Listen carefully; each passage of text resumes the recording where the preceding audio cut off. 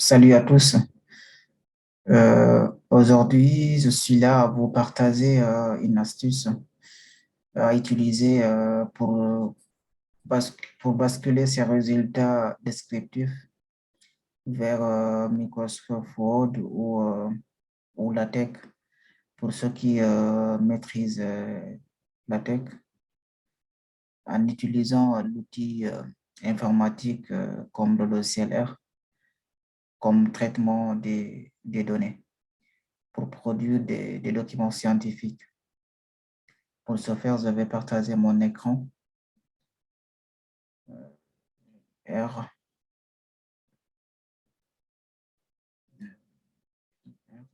Hop,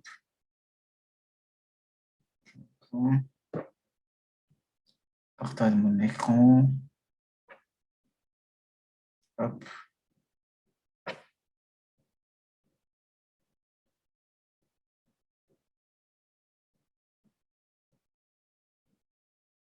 D'abord, c'est partager mon écran. Voilà, donc ça c'est le logiciel R. Avant tout d'abord, on a besoin d'abord euh, on a besoin d'abord un package à installer un package. Le package le package s'appelle Stargazer. Pour l'installer, on peut utiliser la commande install.package pour installer d'abord pour installer d'abord le package qu'on aura besoin pour convertir nos résultats en un tableau directement dans notre fichier Word ou au cahier en fichier de type LaTeX.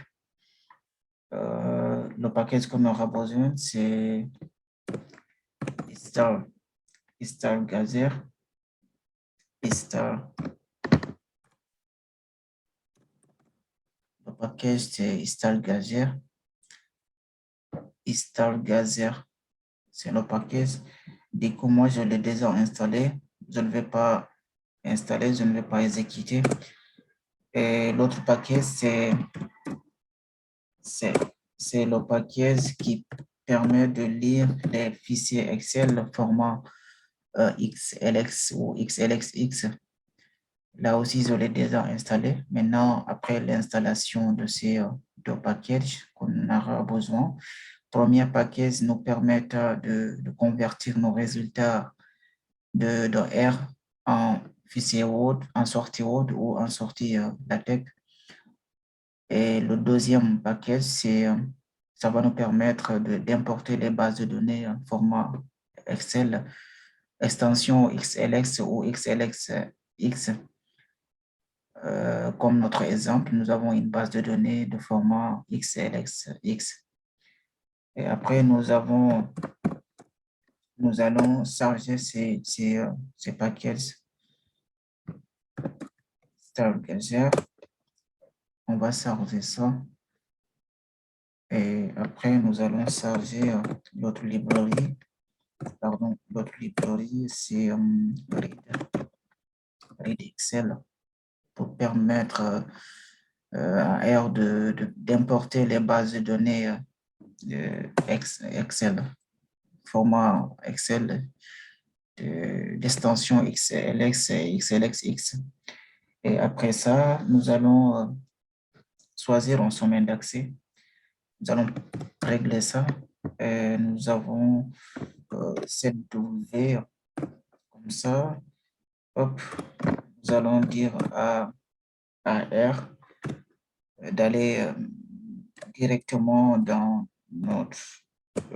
dans notre, dans nos différents disques afin de choisir notre répertoire de travail. Donc, j'ai choisi cette manière parce que j'ai beaucoup de dossiers.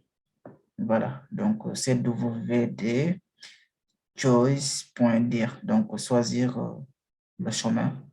Hop, j'exécute, ça me ramène ici cette fenêtre pour les différents disques que j'ai. Donc, j'aimerais que ça soit au niveau bureau. Après bureau, j'aimerais que ça soit Dans le répertoire pratique R, je vais ouvrir, hop, c'est parti. Donc, j'ai choisi le domaine d'accès. Donc, voilà. Maintenant, ce qui reste, je dois importer une base de données comme exemple. Et cette base de données, ça est au niveau, voilà, de notre répertoire de travail. C'est le même domaine d'accès qu'on a changé. Et la base de données qu'on va travailler, c'est base de, donc je vais ouvrir, c'est en format Excel, extension XLXX. Je vais ouvrir ça pour qu'on puisse voir. Hop, c'est ouvert. Nous avons trois variables. Qui, c'est la quantité produite. K, c'est facteur capital et L, c'est facteur travail. Donc, voilà. Nous allons importer cette base de données sous R. Pour ce faire, ça, c'est importer la base de données. Donc, pour ce faire, je vais dire hop, base égale read -d6 Excel. Hop, deux points. J'avais déjà indiqué le sommet d'accès. Je vais mettre le nom de la base, c'est base 2. Donc, le nom, là, on peut aller le récupérer ici, base 2. Donc, je mets base 2. Hop. Maintenant, ce qui reste, c'est l'extension. J'ai pas mis l'extension, point XLSX, point XLSX, après virgule. Bon, il est important de préciser aussi la nature des variables. Ce sont tous des variables numériques, donc je dois le préciser. Hop. Je mets ici numérique en anglais, numérique, hop, virgule. J'ai combien de variables? Trois variables. Je répète numérique encore trois fois. Je répète numérique. Il faut bien écrire numérique en anglais, genre. Hop. Là, je peux maintenant importer ma base de données. Elle est importée, notée base. Hop. Donc, je vais essayer de visualiser la base de données importée en utilisant vieille, la commande vieille. Hop, je mets le nom de la base à visualiser. La base, elle est bien importée. Il y a trois variables, quantité, produit, ou la production, capital et travail. Voilà. Donc, maintenant, l'objectif de cette vidéo, c'est d'importer, comment convertir directement les résultats de l'analyse descriptive vers Word ou LaTeX, parce que ce sont les outils les plus utilisés pour produire des documents scientifiques. D'abord, nous allons tenter avec Word. Hop, avec Word. D'abord, avant d'importer les résultats de l'analyse descriptive, il faut convertir la base de données importée en data frame. Pour ce faire, nous allons BD égale data.frame. Data.frame. Il faut qu'on convertisse notre base en data.frame. Sinon, ça ne va pas marcher. Hop, nous avons converti notre base de données en data frame.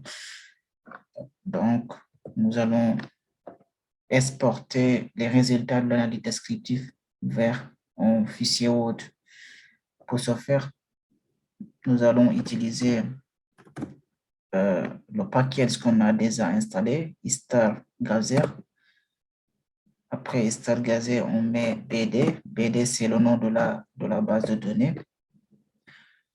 On met BD, c'est le nom de la base transformée en format .frame, en format data frame.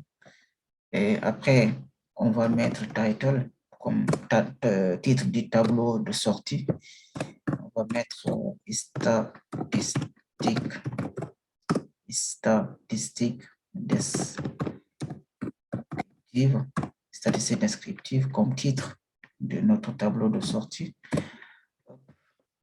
L'autre aspect, on va préciser le type. On va préciser le type. Le type, nous allons mettre texte. Comme que on voit que ça soit, la sortie doit être en format Word. On met type test. Ensuite, l'autre élément, nous devons lui donner un nom au fichier de sortie en utilisant out. Hop. On va mettre descriptive. On met .doc. On n'oublie pas l'extension .doc comme l'extension out. On met bon, là, par défaut, c'est ça. Par défaut, c'est ça. Donc, on exécute pour voir. Hop. Nous avons déjà un tableau ici, mais on va essayer de voir ça dans voilà, notre répertoire de travail à descriptif en format Word. Nous allons essayer de l'ouvrir avec Word. Hop. Patiente un peu, on va l'ouvrir.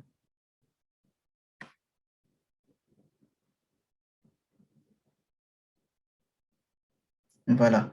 Donc, voilà notre tableau qu'on a converti directement depuis R en utilisant le paquet Istar Geyser.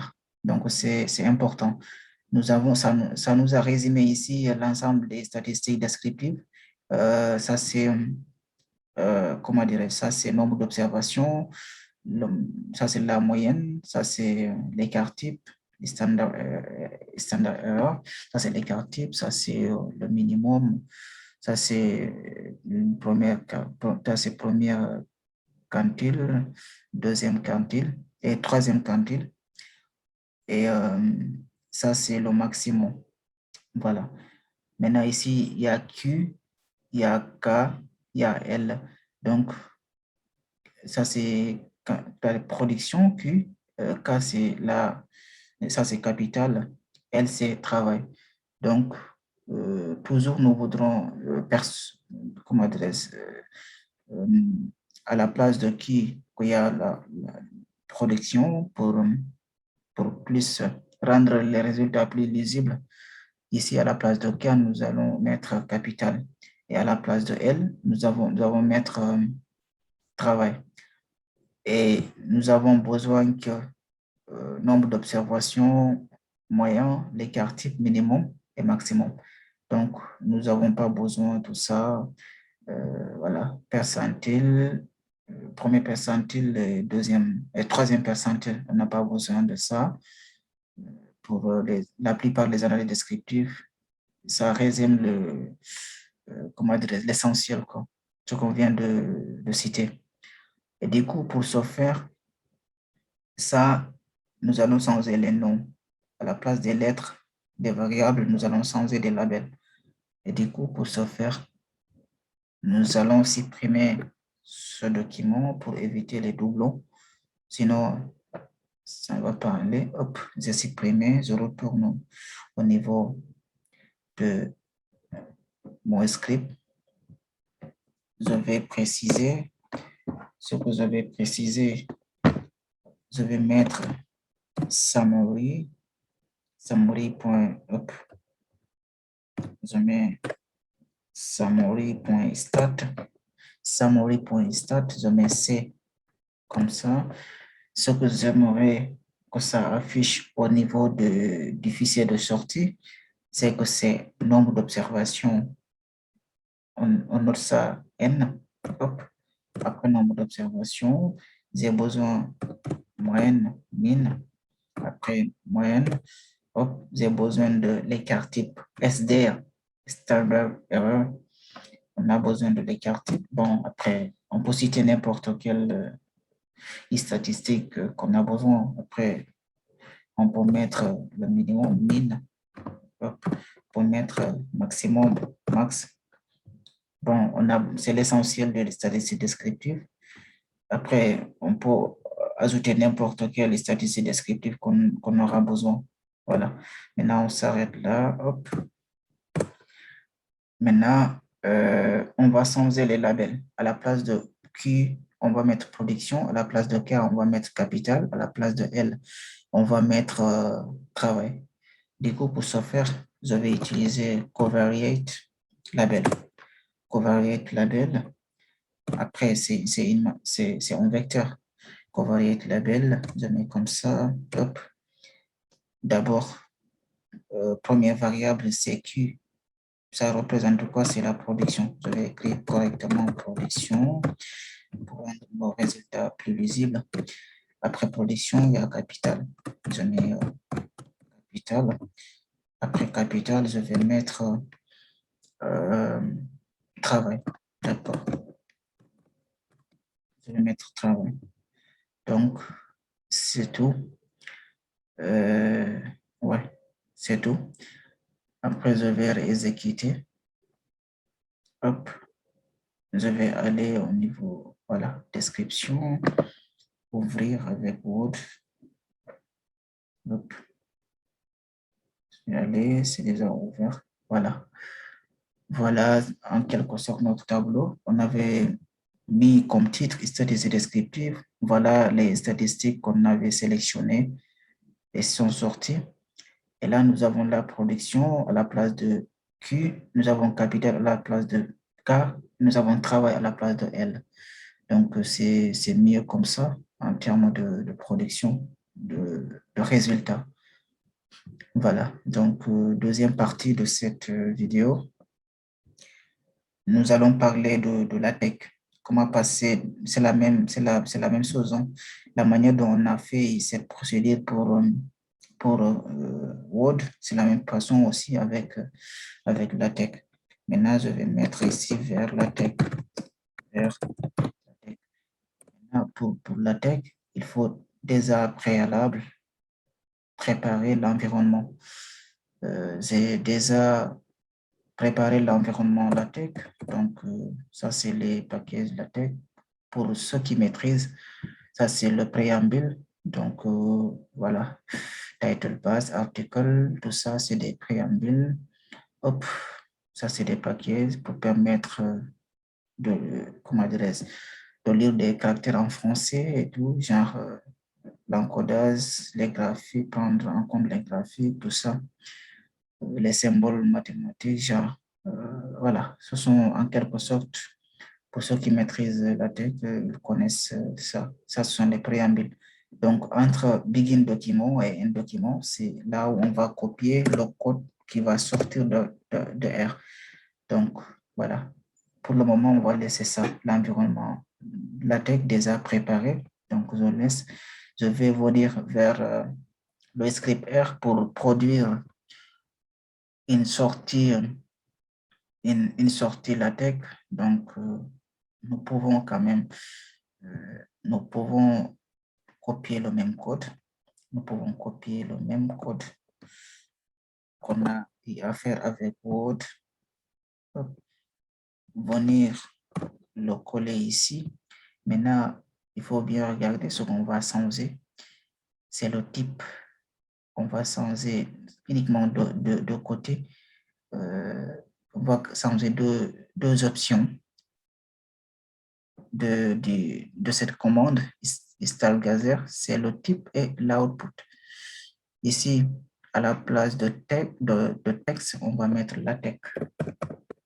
Mettre LaTeX à la place de texte pour dire que le fichier de sortie, ce n'est plus un document Word, mais c'est un fichier LaTeX, de type LaTeX. Donc, out, on va laisser descriptif, c'est le nom. Maintenant, on va changer l'extension.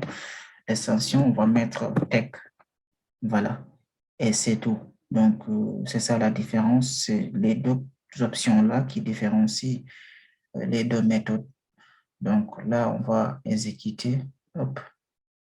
Voilà. Donc ça nous produit quelque chose comme ça. Maintenant, on va aller directement, voilà, on a un fichier de sortie LaTeX et je vais l'ouvrir. Une synthèse, je vais l'ouvrir.